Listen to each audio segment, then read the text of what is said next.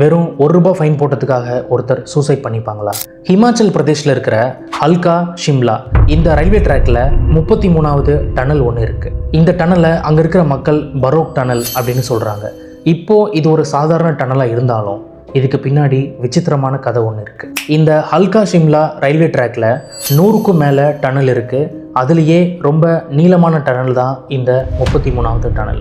இந்த டனலை கட்டுற பொறுப்பை ஏற்றுக்கிட்டவர் தான் பிரிட்டிஷ் இன்ஜினியர் கர்னல் பரோக். இந்த டனலை ஸ்டார்ட் பண்ணும்போது 2 சைடில் இருந்தும் தோண்ட ஸ்டார்ட் பண்ணி அது ஜாயிண்ட் ஆகிற இடத்துல ஈக்குவலாக இருக்கும் அப்படின்னு நினச்சி ஒர்க்கை ஸ்டார்ட் பண்ணார். ஆனால் அது அவர் நினச்ச மாதிரி முடியலை. இதனால் பிரிட்டிஷ் கவர்மெண்ட் அவருக்கு ஃபைன் போட்டாங்க. எவ்வளோ தெரியுமா? ₹1.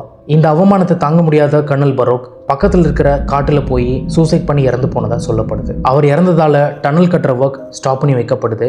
ஆனால் மறுபடியும் வேற ஒரு இன்ஜினியரால் 1903 இந்த டனல் கட்டி முடிக்கப்படுது. ஆனால் அதுக்கப்புறம் தான் ஆட்டமே ஆரம்பம். இந்த டனல் வழியாக ட்ராவல் பண்ணுற எல்லாருக்கும் யாரோ ஒருத்தர் அவங்கள ஃபாலோ பண்ணுற மாதிரியும் ஏதோ அவங்கக்கிட்ட சொல்ல வர்ற மாதிரியும் தெரிஞ்சிருக்கு, அதுவும் இங்கிலீஷில்.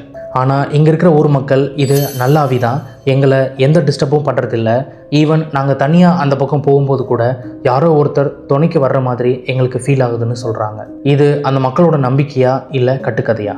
கர்னல் பரோக் நிஜமாவே அங்கே இருக்காரா? உங்களோட ஒப்பீனியனை கமெண்ட்டில் சொல்லுங்கள்.